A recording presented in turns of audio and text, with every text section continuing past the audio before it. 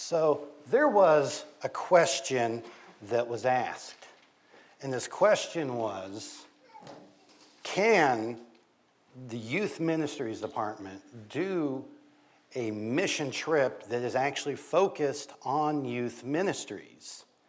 Now, Youth Department sponsors a bunch of mission trips all over the place. They'll go over and they'll build a church, or they'll go over and work on some project, but they rarely go over and actually work with a youth ministries focused thing in some other field. And that is what our conference youth director, Paulo Tenorio, and his wife, Anna, were wanting to try to find, was some way to send a group to work on some youth ministries focused thing. And the idea they came up with was a kind of a two-part plan. The first part would be to send a missionary that would go over and live in some other country and would work on building and planting Pathfinder clubs. Now, is there anyone here that's not familiar with Pathfinders? I think we all know what it is. Okay, so I don't have to explain that. But they would do that, and they would plant Pathfinder clubs, and then sometime later, once the clubs were there, a group would go over to work with those clubs. And they went through to see if this was a feasible idea, and it was. They would be able to send someone over, and they started contacting different mission fields to see who was interested in this. Most of them just kind of turned it down pretty quickly because they're like, this is kind of an unusual thing to come over here and like try to start up these Pathfinder clubs. And some were like, well, that's a good idea, but we don't know if we're quite ready for that. But there was one that jumped on it right away, and that was in the Egypt-Sudan field, where Pastor Marcos Lima was very excited about that because he saw that they were having trouble getting excitement from the youth in the church, and they were having trouble getting them to participate, and there just weren't a lot of good activities for Christian youth to do in Egypt. There just weren't a lot of them. And he also saw the potential to be able to get Christians from other denominations to be able to join in on Pathfinders because they had the same problems that the Adventists had, that there's just not a lot there for them to do. And so it was also Pastor Lima's idea to have the project that we go over there be to hold the first Camporee, that they would plant and they would build and they would work on getting Pathfinder clubs set up, and then a group from Texas would go over and help them host and run the first Camporee, the first time that they would have all of these clubs together. And so they sent a missionary, Giselle, over there who worked with Pastor Lima, and they were able to get 5 different Pathfinder clubs built. It took some time because COVID kind of did what COVID does to everything and slowed this entire thing down, but it got going, and they had the 5 clubs there, and that's basically where this gets started. Now, before I go into details about what we were doing over there and everything, you can see the group from Texas, all of us that went there. You'll see me in there. There's a few others like Ada Gomez, who used to be the adventurer director here and that's working with NAD with Pathfinders. I was invited to go because, even though I've worked with Pathfinders at the club level for a while, the last couple of years I've been working as an associate area coordinator for the Keene-Fort Worth area, where we have about 15 clubs that I'm one of the ones that help oversee. And that's why I'm gone on Pathfinder events all the time. Like next weekend, I'm doing a training seminar that I'm part of. But yeah, this is the group that we sent over. So let's go ahead and let me show you a little bit about Egypt. So you can see 2 different maps of Egypt here. The one on the left is a satellite image. You can see it's mostly desert, except for this little bit down the middle where there's green. That is the Nile River. You can see where the Nile splits off along the delta into a bunch of different little rivers. Where the Nile is, there is life. Where the Nile is not, there's not much of anything. You look over on the right, that is a population density map. Once again, where the Nile River is, there is life. And everywhere else, there is not much. That really, seriously, the Nile is what keeps Egypt alive. There would be nothing there without the Nile. Egypt is a Muslim majority country. It's the official religion. It is what most of the people there are. Somewhere around 10%, maybe up to 20% of the population is Christian. The largest denomination is the Coptic Christians, the Coptics being kind of a term for like the pre-Islamic culture of Egypt. There's also a lot of Catholics and Anglicans, and there are a number of smaller denominations that have churches over there, including Seventh-day Adventists. You see a mosque there, a Coptic church, and a Seventh-day Adventist church there at the bottom. There are about 650 Seventh-day Adventists in Egypt. We have churches in this area that have larger memberships on the books than the entire whole of Egypt. But one thing you will see there with that being a Muslim majority country is that there are mosques everywhere. I always thought that it would be like some big mosque that they all go to, but it's kind of like the South. It's kind of like Alvarado. Every other block, there is a mosque out there. And they have these spires on there so that you can see them, and they put these speakers in their spires. And what do they play on these speakers? Well, they play their prayers, because they do prayers a bunch of times over the day. Got to play a little bit for you to hear.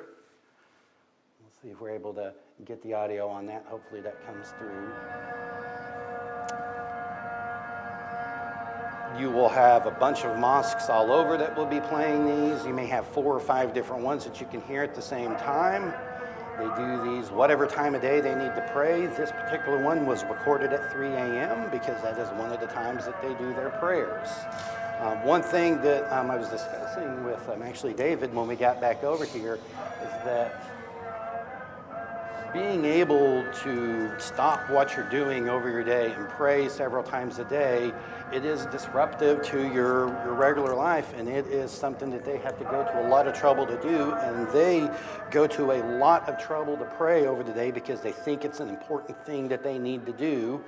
And we need to think about how much we're willing to do, because we'll like pray over breakfast and lunch and stuff. And it's just interesting to look at the level of dedication there. This here is just some shots of Cairo here. You can see some of the nice pretty buildings along the Nile. You see the historic marketplace. And yes, the Giza pyramids really are that close to Cairo. You can be driving down the highway and see the pyramids. There's a lot of really beautiful, pretty stuff in Cairo. But just like there is a lot of pretty stuff in Cairo, there's also, especially as you get outside of that core touristy area of Cairo, it starts to look a little bit different. On the left here, you will notice the trash that is just lying around everywhere on the side of the road. This is not even a particularly large pile of trash compared to what we have seen. They have no way to really be able to do with it. It's just kind of dumped along the road wherever. Yes, that is a donkey pulling a cart through the middle of traffic, because that happens. And this trash just piles up everywhere. On the right, you can kind of look down there and see what's going on with traffic through there. It's just this mob of people in cars working its way through it. All of the people in our group that go to other countries, most of them are Hispanic or Latino and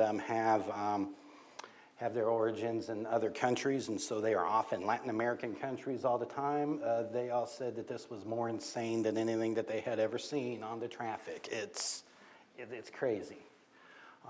On the left here, this is just going to be driving down through some of the areas and just looking at the shops that they have. They will have these housing complexes and have these shops at the bottom, and all the shops will vary in different types of things. And people will just be kind of hanging out and chilling out and doing whatever out there, because that's just kind of like the hub of the community is going around into these shops here. On the right, you can see some more traffic there where we have a donkey pulling a cart there, the little 3-wheeled cab tuk-tuks, as they call them. You end up dodging motorcycles, tuk-tuks, cars, donkeys, people, everything you can imagine.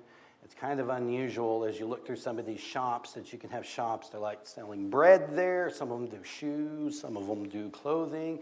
There will be shops in there that will sell cell phones, and then you will see a donkey pulling a cart down the road. It's a very weird mix of old stuff and new stuff all together there. And it's kind of, yeah, it's just a little weird mix to see all of that there.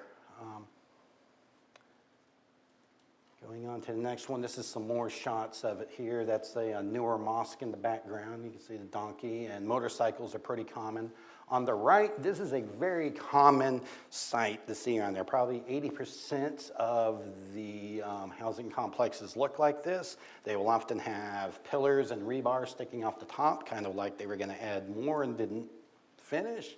And then they will just have areas in there where they will just not even finish some of the floors, and there will be like rooms in there with a door that opens up into nothing. And that's very common all over the whole Cairo metro area. There's about 22 million people in the Cairo metro area. Most of them live in housing complexes like that. I'm also going to talk about Sudan a little bit because Sudan is part of the Egypt-Sudan field, and there's also a lot of Sudanese that end up in Egypt. Sudan has been very tumultuous. Is that the right word? Yeah, I think. But it's been just a lot of war going on over there, a lot of fighting. You've got the different leaders of the different tribes. I'm not sure what the proper terms for them even are, but they are, you've got that going on. You've got the people wanting to be into leadership, getting into fighting. There's just nasty war going on here, and since it's mainly Africans fighting Africans, nobody in power in places like the United States really cares about it, so you don't really hear about this on the news very much. But there's people there, a lot of them coming out as refugees. And if you look around the other countries that are around there, you can see why Egypt would be the one that they would go to, because the other countries are not really great places to go to either. So you tend to get a lot of Sudanese refugees. These Sudanese are very poor. They have very little. And they have, like, personally been through a lot of stuff in the war. Like, they've had family members killed and other things that you could probably imagine that would happen to them in the war there. So this is some people that have been through some very rough things. And there's some Adventists actually live in Sudan, and there are some churches and stuff there.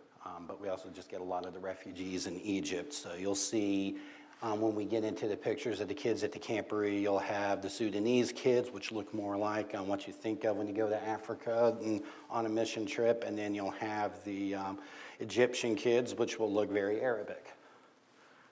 Now, Nile Union Academy is one of our academies that we have. This is located outside of Cairo, not in the middle of Cairo, but off in, I guess, what you would call a suburb. But this is the host site for the Camporee, and this is where we stayed at. You can see some of the areas where they have their gardens. You can see out past the wall. You can see how the city has built up around it, and you have all of these buildings right around it. It is very much in the middle of this community. This is just some more pictures of it there. You can see some of the other gardens. This is a giant tree on the bottom right. That tree is huge. It is a popular place because it's really cool. The temperature there was a month ago, it was a few degrees cooler than here and much less humidity. So if you could get into shade, it was quite comfortable. We actually taught 5 different honors under that one tree because it was just the best place to be at.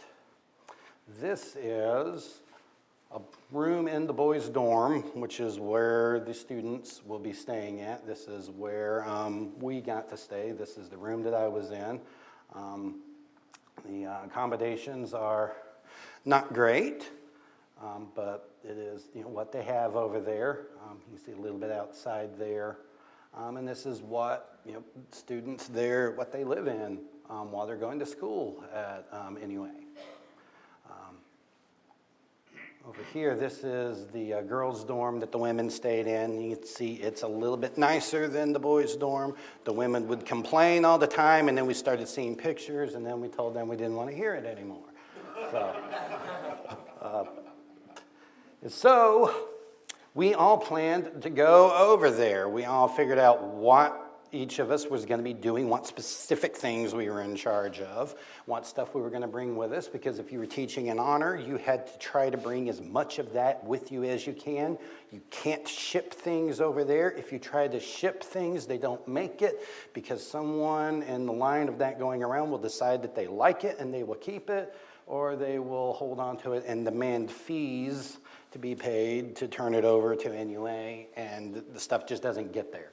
So we had to bring all of that with us. We brought a bunch of donations with us. We brought Bibles, we brought Pathfinder patches and pins, we brought clothes, we brought all kinds of, I brought a couple of Sennheiser microphones for the sound group that the conference gave me to get in my bags to take over there. It was a bunch of random weird stuff.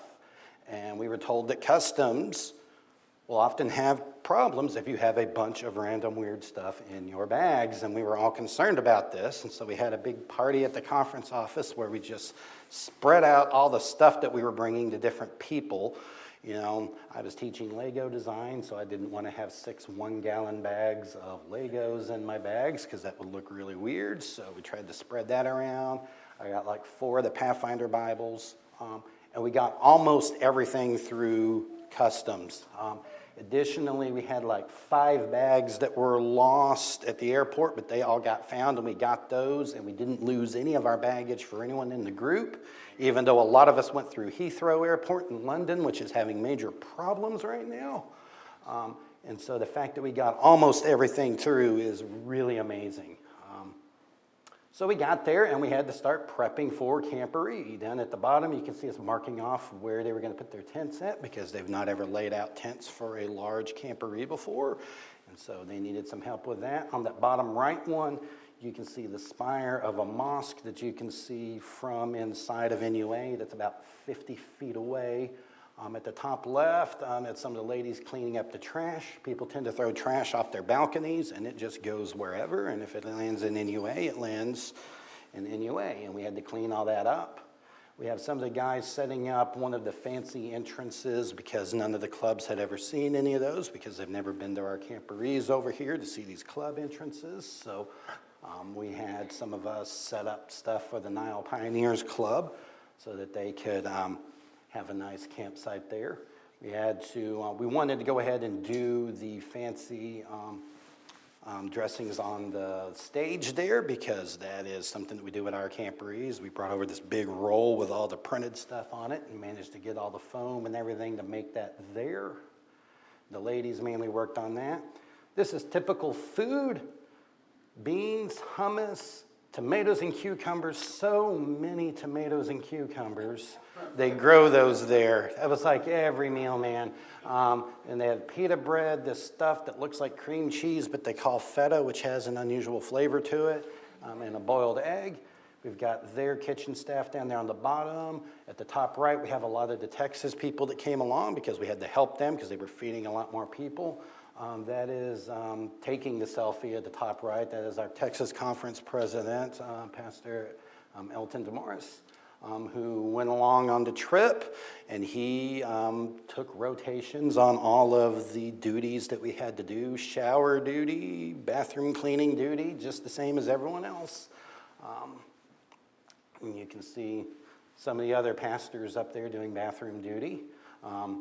And then some of us just doing some of the other things. On the bottom right, we have a few Pathfinder age that came along with us. We invited some Pathfinders from the DFW Phil-Am Church, the Tamaraw Pathfinder Club. We had them come along to do some of the music for us because they were very good at music, and we liked having them along.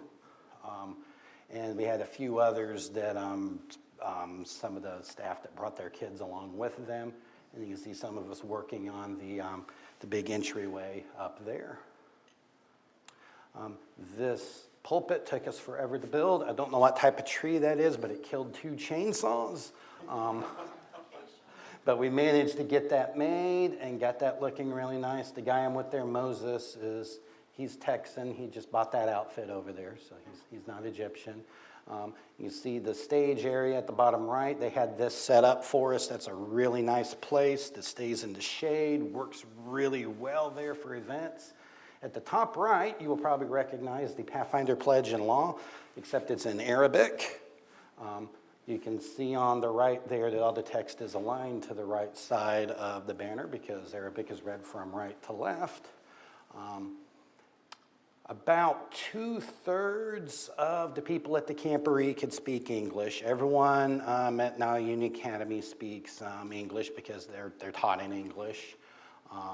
Most of the Sudanese know English. It was just the clubs that are built up of Christians from the community, from other denominations that really don't know English that well. So everything was very bilingual.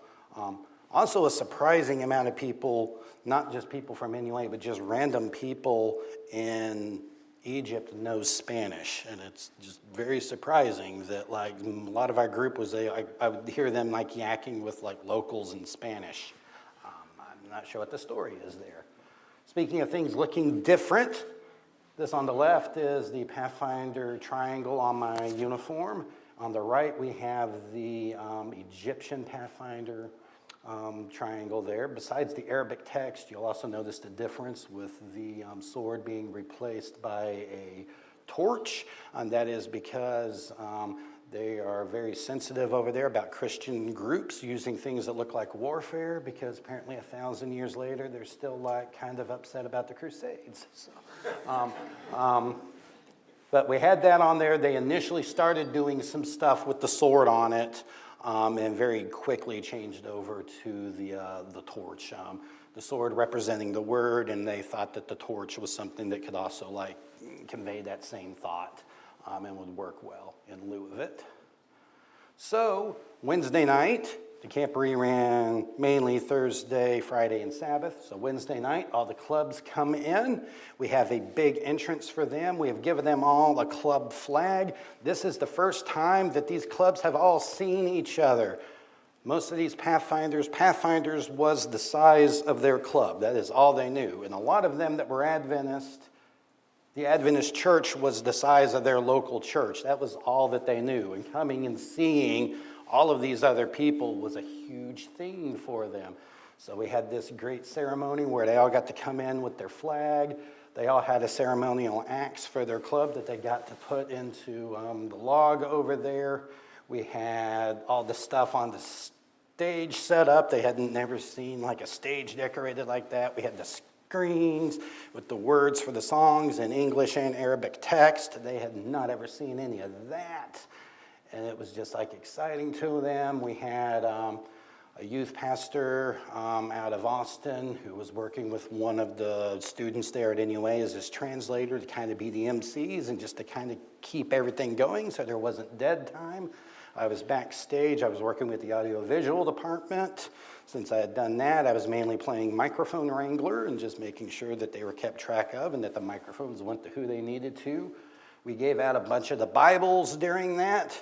The kids got very excited about that and wanted us to sign their Bibles, kind of like signing a yearbook, because that's like how important getting those Bibles and how important this event was to them. And they wanted everybody there to sign them. And it was really just a lot of energy going on there. The kids were all super into it. It was just really going great. We weren't sure how they were going to take to this American-style Camporee, but they were all loving it. And so about time for Pastor Paulo to speak. And so I go and I hand the microphone to Paulo's translator, Sergio, who is the director of the Nile Pioneers Club. And I'm turning to hand the microphone to Paulo, and the power goes out. Like, literally as he is about to speak. This is the message at the end of the thing, and the power cuts out right below it. We can look out beyond the walls, and we see all the city with power. So it is Nile Union Academy that does not have power, not the city.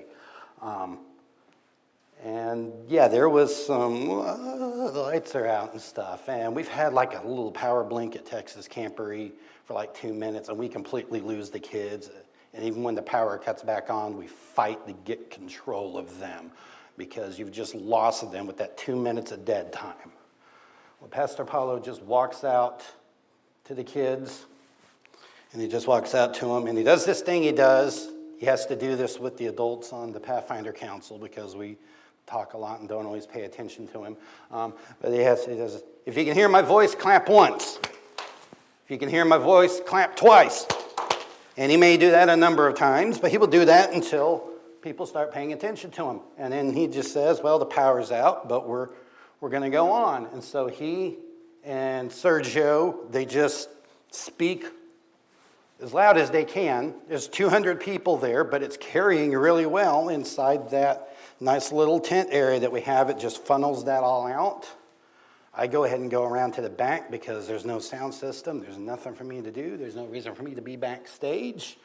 I go back and I can hear them at the back of all the group. And everyone that's in there, they're not talking amongst each other. They're not playing around on, some of them have cell phones, but they're not playing around on cell phones and stuff. They're paying attention to him and they are listening to him.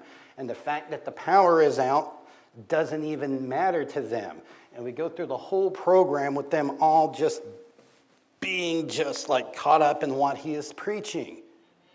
And we go to talk to some of the Egyptian staff afterwards and tell them, wow, your kids, they are just like so amazed into this. Like our kids, we just lose them so easily. And they were so caught up in this. And they're like, this is not normal.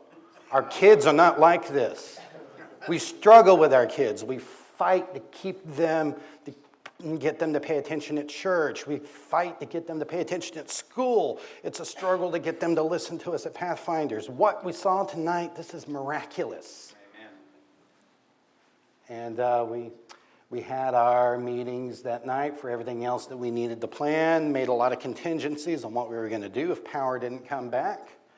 And we had one of our groups, one of the members from the Texas group, Yvette, had a prayer to close out the meeting, and in the middle of the prayer, the power comes back on. And we had the power for the rest of it after that. And I know that when the power went out, before I went to the back, there was a group of us, including some of the Tamaraw Pathfinders who were playing the music, and Pastor Christian and Ramon and me. And we had a prayer back there, like, please, Lord, let this power come back on. But I think there's a reason it didn't, because what we saw there with the power out, that was something special that we never would have seen if the power would have come on. And sometimes when we're praying for things, we don't always know what we're praying for.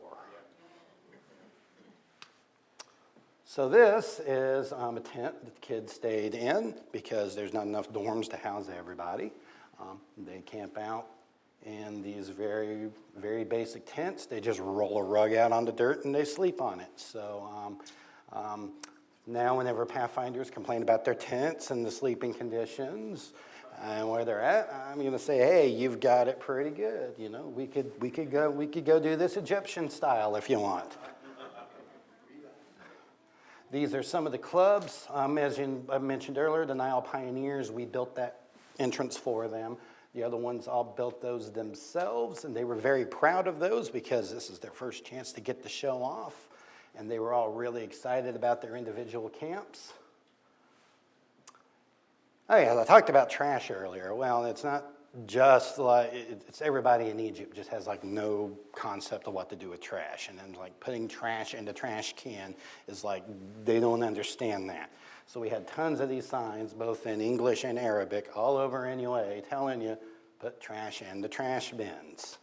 And while we're talking about trash, I'm going to just a little side story about something that was happening in NUA independent of us, but I just thought was a really great story. I was going to talk about Mr. Ronnie up here in the top right. He's from Brazil, although he looks like he's like a giant Viking or something.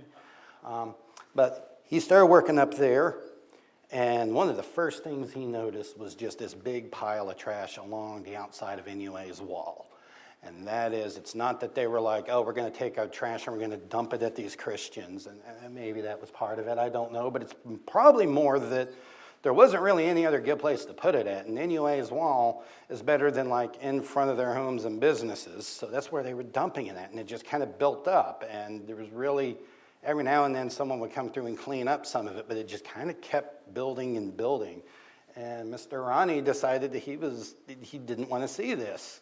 And so he just started going out there and cleaning that up. He would take like the community's trash, not Now Union Academy's trash, the community's trash, and would take it, sort out what could be recycled, and burn the rest of it. He started getting student workers to go with him, and they started making a dent in it.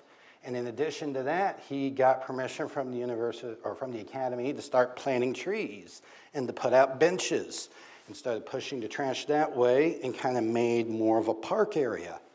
And you'll see now as you drive through there that there's this nice little kind of park area in front of the wall there, and members of the community will sit at it and use the benches while they're going back and forth everywhere and just kind of talking whatever with each other. And this isn't a park that's made for the people staying at the academy. This is on the other side of the wall. This is for the community and something that they've got the community using. And they now know that there's this one area at Nile Union Academy. If they dump their trash there, that NUA will deal with their trash for them. Now, going out into the community, when it is a Muslim majority community and going rah, rah, Jesus, that's not going to get you really very far, okay? They're not going to care about that. But going out there and telling them, hey, we're going to help you with your trash problem since there's no one else in this community that can deal with it, and we're going to try to give you a nice, pretty park area there, I think that accomplishes much more. And it's just important to think about what actions for like working with the community, that actions speak louder than words, and I don't know how much this is changing the opinion of people in the area. They don't always like NUA because it's Christian and it has ties to America, and so they don't tend to like that. They also seem to think that it's rich and has a lot of money, even though that's really not the case. But anyway, this does a lot to for the community there, to get them to kind of see us as a better presence there. So these are some of the Pathfinders. Just going around, we have the entire Nile Club there in the bottom left, just some of the others. You can see some gathered under the giant tree. These are some of the activities in the mornings on Thursday and Friday. We had like these little 15-minute activities that they would all rotate through. A lot of them were kind of team building things like stacking cups with the strings. Some of the other ones are just fun stuff like a giant slingshot where you try to like launch water balloons at the people at the other giant slingshot. They loved that. And then just some other little races and things. You can see some of the other activities going on there.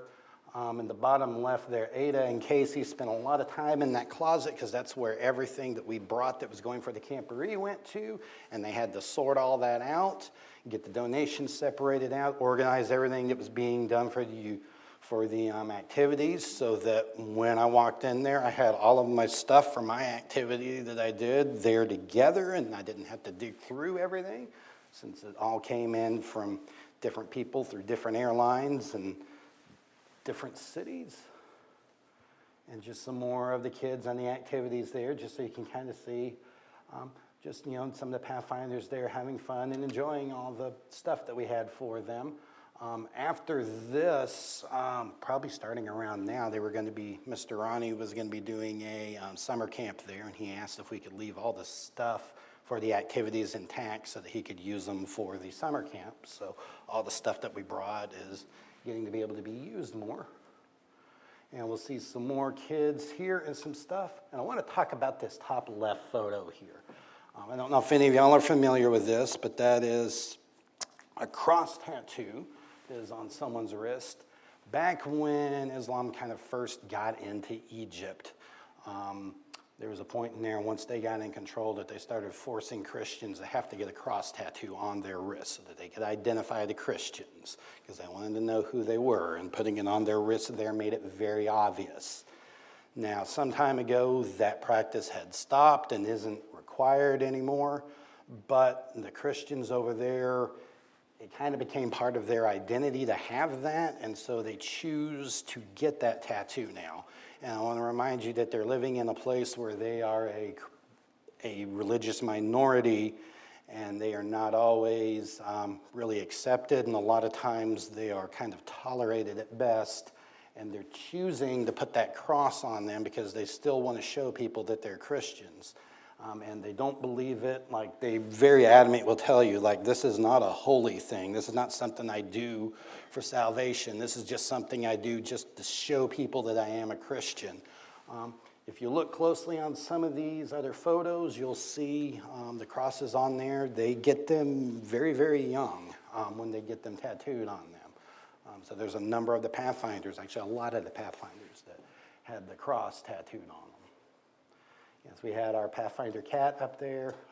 Somehow they managed to keep that scarf on him. I don't know how. We've got one of the kids from the Philam Club joining some of the other Pathfinders there from Egypt. They kind of went and joined the kids and went through the activities with them so they could have fun. The girl that's reading the Bible there in the bottom left, you could see that the printing on the cover is on what we would think to be the back of the book, which means that she's reading an Arabic Bible because it's a language that reads from right to left.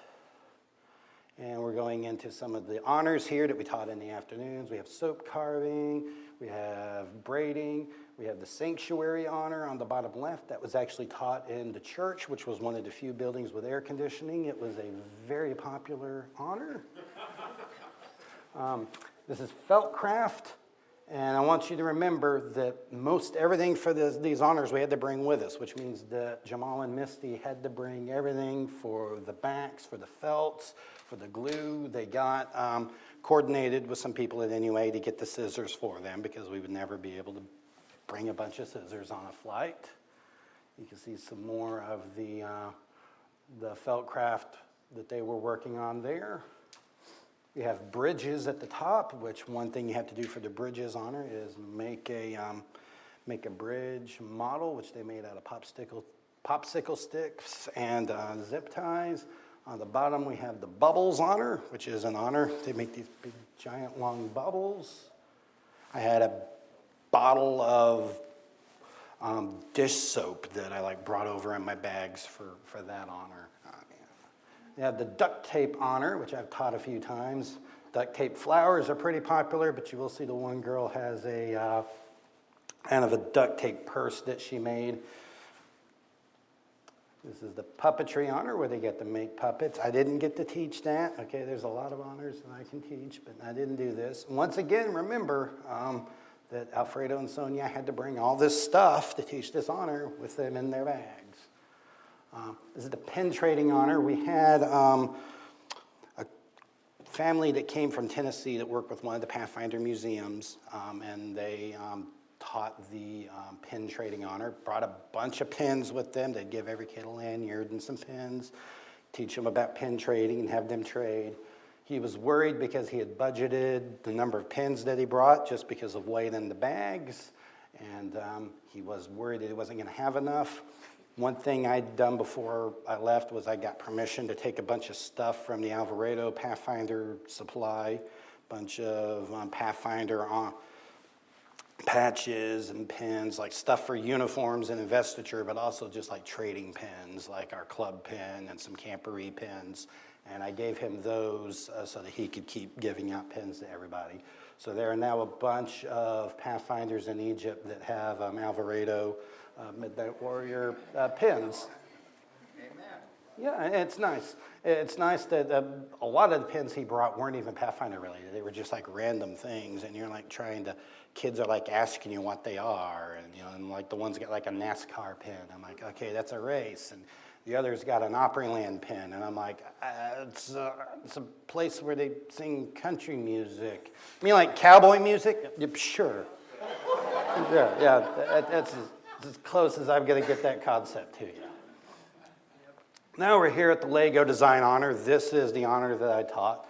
The Legos were Legos that were built up by the Alvarado Club here over several years of us teaching it in our club and at the Area Honors Day.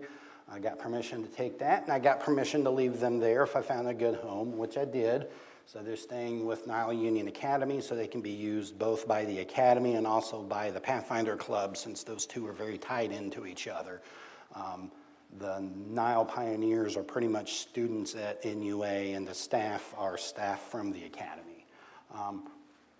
One thing when my first class came through that I started to kind of worry about is that because of a lot of the situations with a lot of these refugees coming in, and because of the situation with a lot of the different Egyptians that were even coming out of bad situations, they have a lot of Pathfinders. There are a lot of people at the academy, a lot of students there that are older than academy age, that they're basically, by American standards, they are young adults. And I start seeing these and I'm like, oh man, this Camporee is a lot older in age than I was imagining. And we're going to be teaching felt craft and bubbles and Lego design. And how are all of these guys that are older guys, I just know how the older Pathfinders over here are with some of these honors. And I'm like, oh man, how are these guys going to take to this? And the answer was they loved all of it. They would get into so much of it. I think a lot of them coming from very rough stuff, especially the Sudanese, really didn't have childhoods because of what was going on with just everything over there. So they really got into this. This guy on the bottom here, with bottom left with the curly hair, he was really excited about this little model church that he built, and he was running around and showing that to everybody. It was like he was a little kid showing it off. And he was actually very distraught that it had to be taken apart. And so I started working into the beginning of my thing that like Legos, you build it and then you'll take it apart, but then other things can be built, and just kind of tried to plant the idea that your things are going to be taken apart and not be permanent. But they all really loved it. I've got Mr. Ronnie up there at the top taking the class. He was kind of upset that he didn't get a patch because they only had enough patches for the kids. He was like, but I wanted a patch. And fortunately, I had a few extras, and I tracked them down and gave him a patch. And he was like this little kid. He was like, yay. We got some more Pathfinders here building things. This guy built a house model. He put wheels on the bottom of it as a joke because he thought a house with wheels on it was an absurd idea and that surely can't exist anywhere. I did not correct him. You see a church on the bottom left. On the bottom right, we have some kind of pre-Pathfinder age, what would be adventurer age over here. They haven't quite got adventurers going over there yet, but that is like on their list of things to try to get going. And so they would come along just because they were with their parents who were there, and we would let them play with the Legos. The girl in pink on the bottom right, it doesn't really show up on here, but she has a cross tattoo on her wrist, just to give you an idea of the age that they get those tattoos. And some more Pathfinders working with Legos here. We've got a few of the Tennessee kids up there. The girl in the top right. One of the things they were supposed to do was tell me how they could use Legos to witness. And I think she gave me the best answer, that you can like build things that people don't actually see, that people in Egypt haven't seen, like big, beautiful cities. And you can like make this city of gold and show that to them and have that be a visual thing to help them understand it.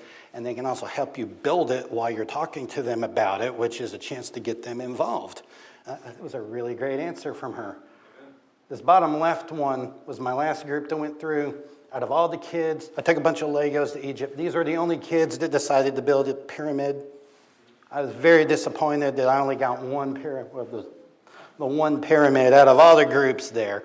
You would think someone else would have built pyramids, but I don't know, maybe it's just like pyramids or whatever to them.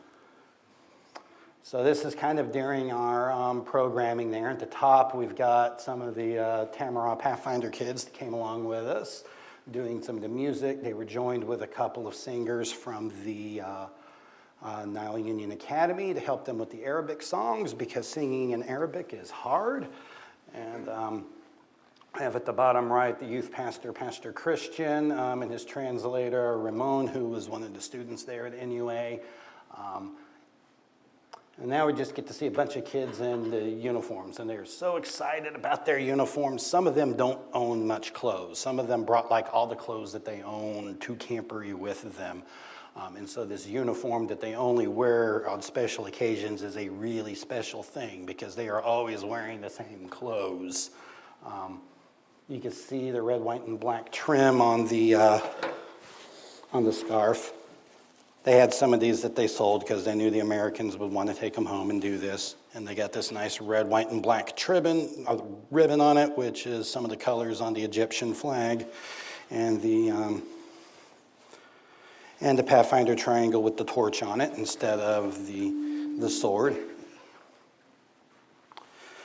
Now, one girl has a soapcraft on her, and I think she must have put that on her uniform at Camporee, so that's how excited she was about that patch. She got it on there right away. On the top left, these people up here in the top left, they're the reason that there is Pathfinders in Egypt. That's Pastor Marcos, Giselle, and Ashley, who were two of the missionaries that went over there, and one of the leaders from one of the other clubs. They sowed the seeds, they tended the fields, they worked on all of that. They were the reason that that was all there. We came over there and reaped what they had sown, but we had not done all the work. And it was a blessing to be part of the reaping, but we've got to recognize who did all the work before us. At the top right, that was our friends from Tennessee that had brought the Pathfinder Museum stuff with them. They brought old vintage Pathfinder uniforms so that people could see those. We've got our Texas Conference president down in the bottom right speaking. And so one thing we had talked about beforehand, because I heard Pastor Paulo here from Texas talking to Pastor Marcos, what type of stuff can we preach about there? What can we do? And he's like, well, mostly whatever. You can say Jesus loves you, and you can say Jesus died for you, and you can say Jesus is making a place for you in heaven. You can tell your personal testimony. You can do all that. That is great. When you start talking about, hey, we want to baptize a bunch of you, that's when the locals aren't always really happy with it. That's where they get touchy, is when you start talking about trying to convert people over there. And so as part of that, when Pastor Paulo asked Pastor Marcos if they had ever done an altar call there before, he says, no one here has ever done an altar call. But I want you to do one. In Egypt, they have about 6 baptisms a year that they average. At this event, we had 28 that were baptized. And this is just a few of them there. We had several pastors. I think we had 5 or 6 pastors. We had Pastor Christian up on the stage who would announce them and would say who they were, and he would do we baptize you in the name of the Father, the Son, and the Holy Spirit. And then the pastor that was in the tank would baptize them. And we were just trying to keep it going because it was 28 baptisms. If we let that go on, that could be hours, and we needed to keep on the schedule so that everyone wasn't standing out there forever. But I think if it would have taken hours, I think they would have stayed out there for hours because they were so excited about that. We can see up here in the top left where some of the girls just started putting flower petals off of some of the trees in the baptismal tank, which is something I thought was really pretty and just looked great. And it was just because it was such an important thing to them that they had to make that water pretty. On the top left, you can see during the baptisms, they would take their Pathfinder scarves off. And they would just take them and they would just swing them around in the air and they would yell and they would do this little trill thing that I can't do. And they would just get so excited about all of that. Later in the day, we had our closing ceremonies, which we had like a nice little candlelight thing that we did there. Earlier in the day, we had given away these toys that had been donated, and one of the toys we had were these little wire cat ears, which apparently like over here is like been seen and done, but in Egypt had never been seen before, and the girls all loved them and were like running around with these cat ears on for like rest of the day. Like Sunday when they left, they were still wearing them. But you can see that. You can see that we had, in the finale, we had some pyrotechnics that were planned. It's not like a random explosion, so don't worry. He's excited, not scared. At the end of it, we had a parade of nations. Anyone that was originally from another country or had heritage from another country, whether they were with the group from Texas or worked at NUA or with one of the clubs, we got as big a list as we could. This is just a small sampling of the countries that were represented. But here on this small sampling, we have Brazil, Cuba, Colombia, Jamaica, Zimbabwe, Syria, Kyrgyzstan, and South Africa. You can see Ada Gomez representing Colombia up there. They were all told to wear something representative of their culture. Our Texas Conference president is originally from Brazil. He came in a soccer jersey and said that that is what they wear in Brazil. And we couldn't argue, so he wore it. Here's a few more. We have Philippines over there on the side, Kenya up top. You can see Misty on the bottom left there wearing what she wore to represent the United States. And this is most everybody that was at the Camporee. We tried to get everybody in the one big photo there. I counted 220 people on this. I know that there were at least another 15 or so that didn't make the photo. So we had 40 from Texas, another 30 or 40 from NUA, which meant that we had about 150 or 160 people that came from other parts of Egypt to this Camporee. Amen. And that's all mainly coming from 4 other Pathfinder clubs. We have the Nile Pioneers, we have Star Club, Asyut, which is the name of a city, Rock of Ages, and Shining Star. And so Sunday, we had like a quick award ceremony, and then the kids all packed up to leave. It didn't take them long to pack up because they didn't bring a lot. This is one of the Sudanese clubs as they were leaving. I'm going to let you hear what they were singing.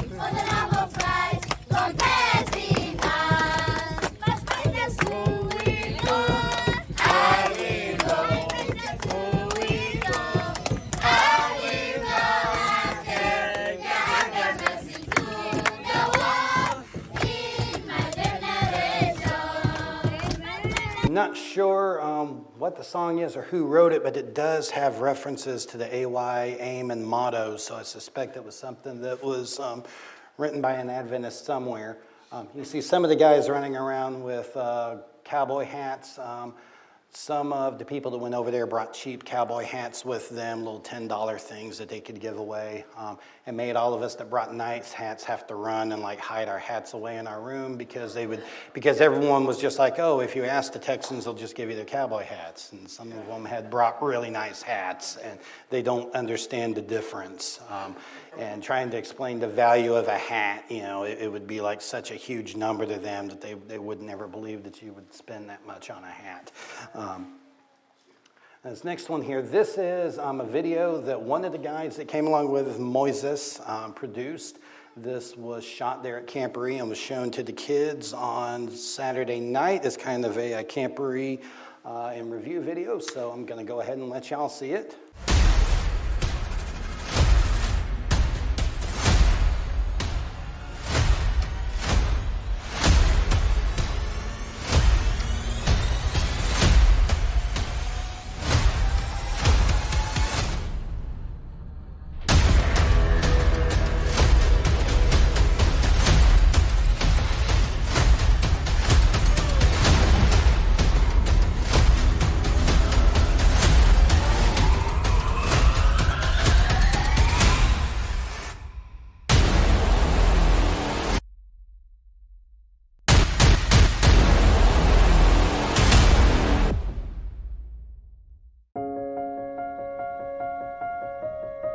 The Pathfinder lore is for me too.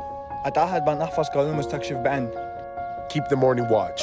أهتم بالعبادة الصباحية. Do my honest part. أعمل المطلوب مني بأمانة. Care for my body. أهتم بجسدي. Keep a level eye. أكون طاهراً في سلوكي. Be courteous and obedient. أكون لطيفاً ومطيعاً. Walk softly in the sanctuary. أسلك في بيت الله برئاسة تامة. Keep a song in my heart. أكون متهلل القلب فرحاً. And go on God's errands. أعمل ما يطلبه الله مني.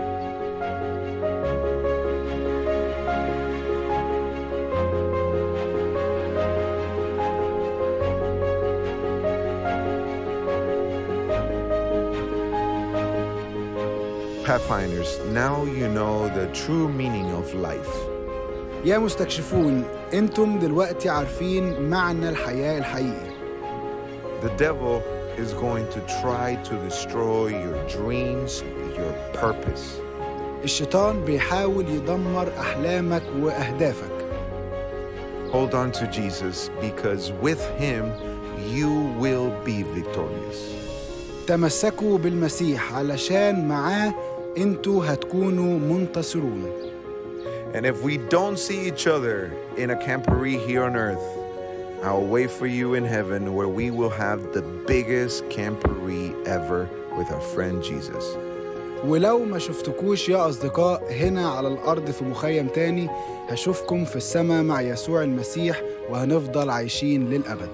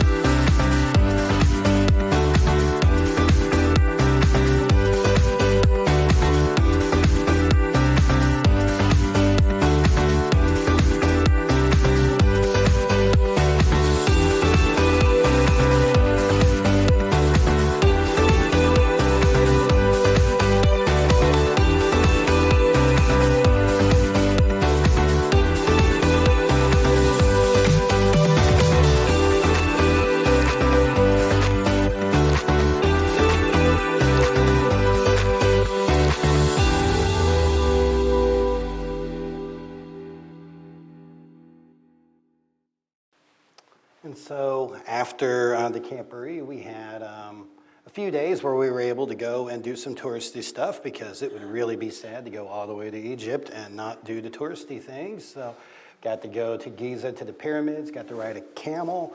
Riding camels is weird. They don't have like a horse-like stride. It's strange.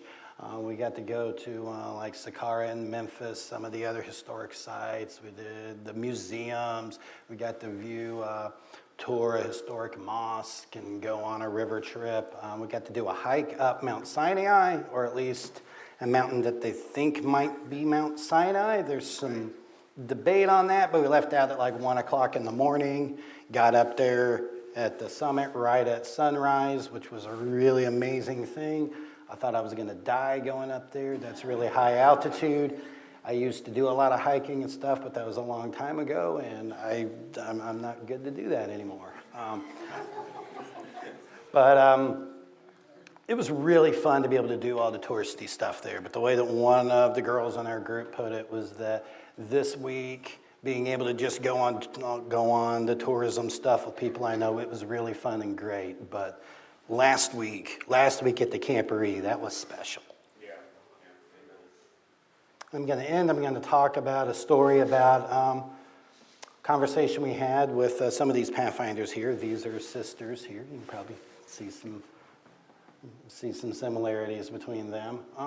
But it was me and Pastor Christian and a few others that were talking with some of them about just being Adventist and being Christians in Egypt and what some of their struggles were, and about how it would be, how they're kind of ostracized a lot, how they kind of feel like second-class citizens a lot of times by being Christians, that, Americans coming in for a week really don't get that because we're not there all the time, and it's just when you're a Christian and you're there and you permanently live there that you get to start to see a lot of that. They also talked about some concerns about their education, that they went to Nile Union Academy and they love the education there, but it is not currently recognized by the Egyptian government, which which means that if you want to go to Cairo University, you can't use your education at Nile Union Academy as a basis for that. We have some other schools that recognize it, but those are schools in other countries, and you're going to have to go to another country.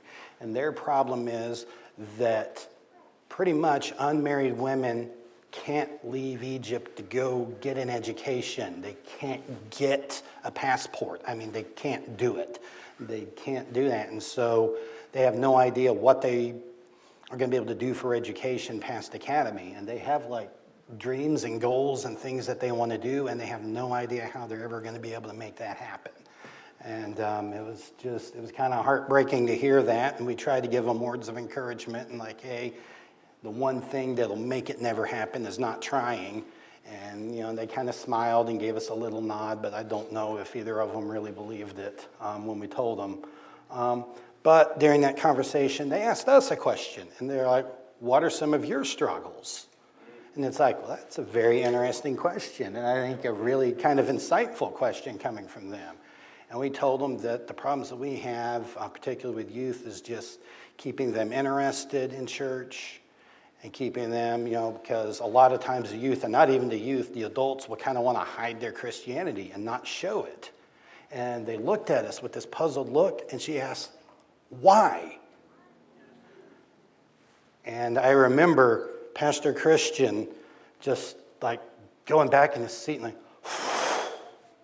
you know, it just kind of like took the wind out of us. And it took us a little bit to get an answer that even made any type of sense to them. That we were, American culture, you kind of look at America as this Christian country with the freedoms and stuff. And yeah, you have the freedoms to do that, but the American culture is not really, it's really not a Christian culture anymore. And anything from that, you know, anything you have in popular culture is just not from that. And also, we kind of took a look at Revelation, chapters 2 and 3, which, if any of you are familiar with that, you know are the letters to the 7 churches. There's these 7 churches that had letters written to them, and while they were written to actual churches at the time, they are more for us now, and they're churches in different situations. The church that is on fire, the cold church, the persecuted church. And I remember, I think the last one on the list was Laodicea, which was the lukewarm church. I know your deeds, that you are neither cold nor hot. I wish you were either one or the other. So because you are lukewarm, neither hot nor cold, I'm about to spew you out of my mouth. You say, I am rich, I have acquired wealth and do not need a thing. But you do not realize that you are wretched, pitiful, poor, blind, and naked. I counsel you to buy from me gold refined in the fire so that you can become rich, and white clothes to wear so that you can cover your shameful nakedness, and salve to put on your eyes so you can see. Those whom I love I rebuke and discipline. So be earnest and repent. Here I am. I stand at the door and knock. If anyone hears my voice and opens that door, I will come in and eat with that person and they with me. Amen. And yeah, we all went over this trip. Not sure what everyone's plans were when going over there, why we were all doing it. Some of us, it just seemed like a neat thing to do. You'd be able to go to Egypt. That was cool. You'd be able to get an Egyptian patch on your uniform. That's something that not a lot of people have. That would be really cool. Some of them went over there like, I'm helping people. I'm going to be able to help them. And that is true because that's stuff that we'd be able to do. I think we did make a difference for a lot of these kids and for a lot of the staff over there. But I think one thing that I don't know how many of us were really thinking about is, could this trip help us? And I think if we want to allow it to, I think that it could. And I think that if any of you want to take lessons from this and apply it to yourself, that you can. And that can be the biggest thing for each of us individually out of this. Amen. Let's have a prayer. Dear Lord, thank you so much for everything that you do for us. Thank you for everyone that was able to go on this trip, everyone that was able to go over there, that we had a safe trip, that we didn't have any problems, that we all came back, that we were able to accomplish so much for the Pathfinders and the other Adventist and Christians there in Egypt.